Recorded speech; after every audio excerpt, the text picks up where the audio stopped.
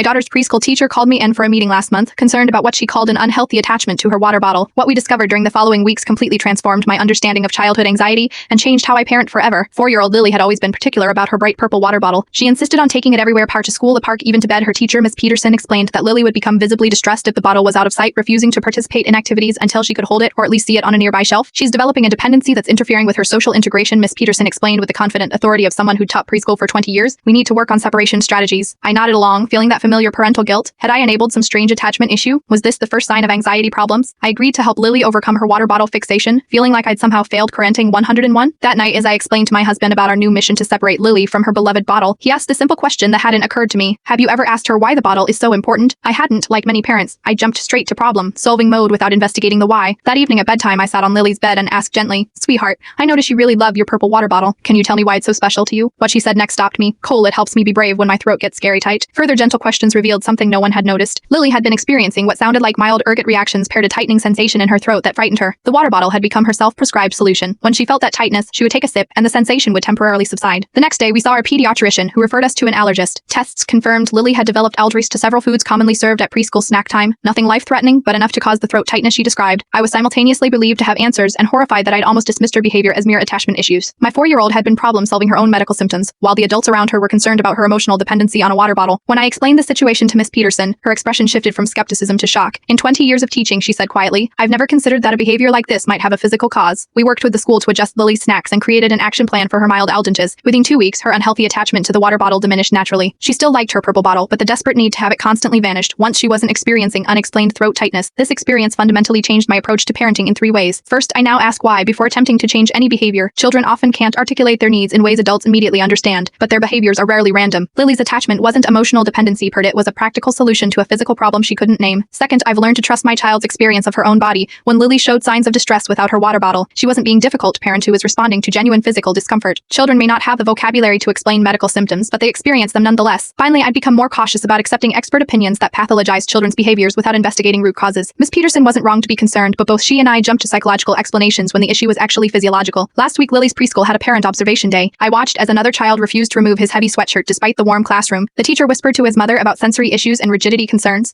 I couldn't help but wonder what physical explanation might be behind his insistence. Was he hiding eczema, that cold due to anemia, self-managing some other physical sensation adults hadn't identified? Sometimes what looks like a behavioral or emotional issue is actually a child's ingenious solution to a problem we haven't yet recognized. My daughter taught me that children are far more resourceful than we give them credit for, and that sometimes a water bottle isn't just a water bottle, it's medicine for a symptom no one else has noticed. If you've ever discovered an unexpected explanation behind your child's behavior, share your story. Our children's problems often contain wisdom we've overlooked, and their solutions might be more rational than we initially assume.